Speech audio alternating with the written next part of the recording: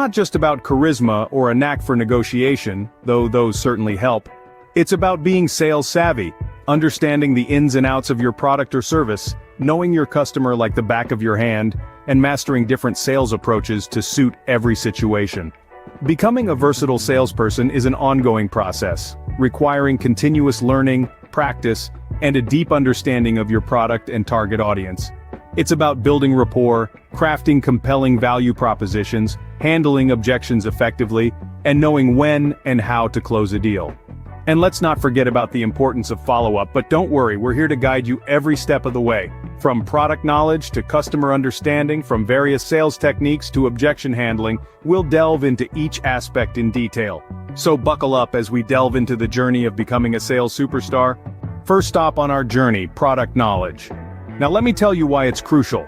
Imagine you're at a party, and someone asks you about the watch you're wearing. If you merely say, "It tells time," you're unlikely to spark any interest. But if you talk about its Swiss craftsmanship, moon phase complication, and how it's water-resistant up to 100 meters, you've got a conversation going. That's what knowing your product inside out does. It equips you to highlight the features that matter, the benefits that solve problems, and those unique selling points that set your product apart from the rest. Be aware too of any potential limitations or drawbacks. Don't shy away from them. Instead, know how to address these points confidently. Remember, a salesperson who knows their product well is already a step ahead. So immerse yourself in your product and let your passion shine through every conversation. Now that you know your product, let's talk about knowing your customer. Picture this. Your customer isn't just a faceless entity, they are real people with real needs, desires, and pain points. Understanding these aspects is crucial for successful sales. Start by studying your target audience. Who are they? What do they want? What challenges are they facing? By segmenting your audience based on these factors, you can craft personalized strategies that resonate with them on a deeper level. Next, understand their needs. What are they seeking in a product or service? Is it quality, affordability, convenience, or something else? By understanding their needs, you can position your product as the perfect solution. Similarly, knowing your customers' pain points can give you an edge. These are the problems they're trying to solve, the issues they're struggling with. If you can show them how your product alleviates these pain points, you're halfway to making a sale. Remember, the key to success in sales is meeting the specific needs of different customer segments. Moving on to the art of building rapport. This is where your interpersonal skills shine, and it's a crucial element in sales. Imagine this. You're not just selling a product or a service, you're forging a relationship. You are creating a bond based on trust and understanding. It's like a dance where you lead with empathy and follow with sincerity. Active listening plays a starring role here. It's not just about waiting for your turn to speak, it's about genuinely understanding your customer's needs, showing interest, and validating their concerns. It's about asking open-ended questions that make your customer feel valued and heard. Remember, people buy from people they like and trust is built on the foundation of rapport. So make every interaction count, show genuine interest, be empathetic, listen actively, and above all, be authentic. In sales, building trust and rapport can make all the difference. So, you've got your product knowledge, you understand your customer, and you've built rapport. Now let's talk sales approaches. The world of sales is vast, and no one-size-fits-all approach will do. It's time to dive into various techniques that can help you become a versatile salesperson. Consider consultative selling, a method where you act as a consultant, understanding and addressing the customer's needs. Then, there's solution selling, focusing on how your product or service can solve a specific problem for the customer.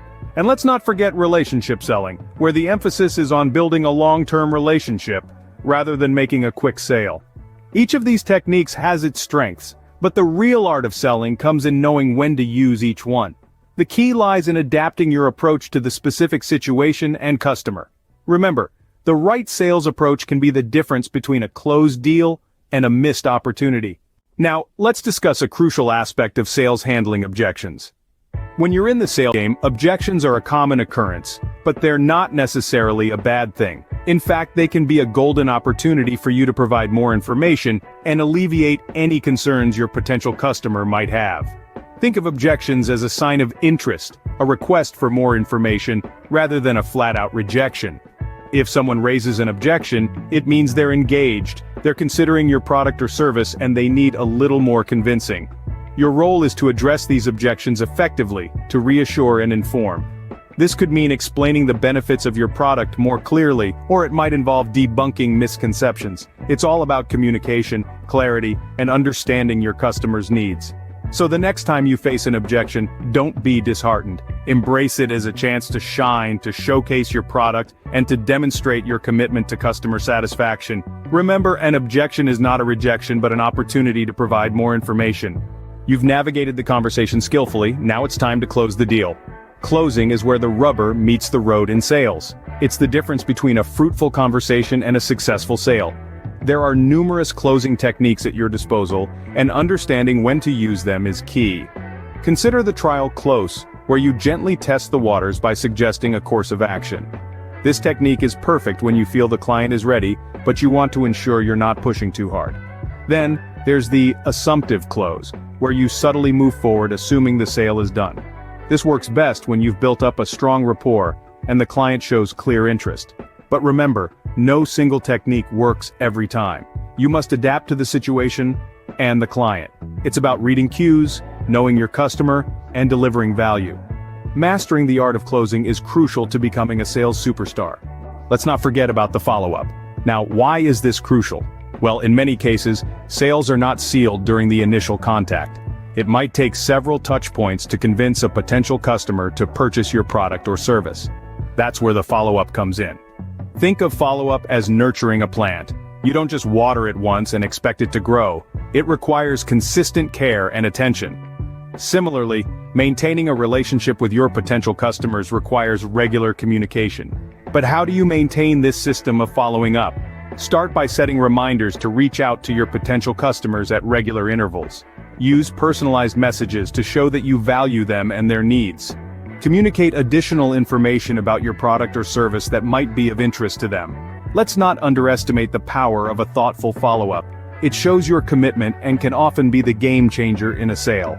Remember, the sale isn't over once the customer says yes. Finally, let's talk about the importance of continuous learning and improvement.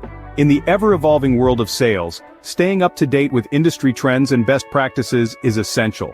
Attend training sessions, workshops, and don't forget to sink your teeth into relevant books or articles. Mentorship can be invaluable. Learn from those who've walked the path before you. Their experience can guide you through common pitfalls and towards success. Develop resilience.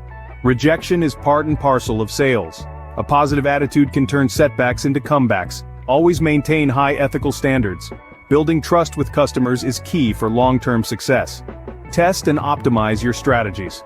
What works best today might not work tomorrow. Adaptability is your friend. Set clear, measurable sales goals. Targets can guide and motivate your efforts. Finally, seek feedback. Customers and colleagues can offer insights for improvement. Embrace constructive criticism. Remember, becoming a sales superstar is an ongoing journey of learning and improvement.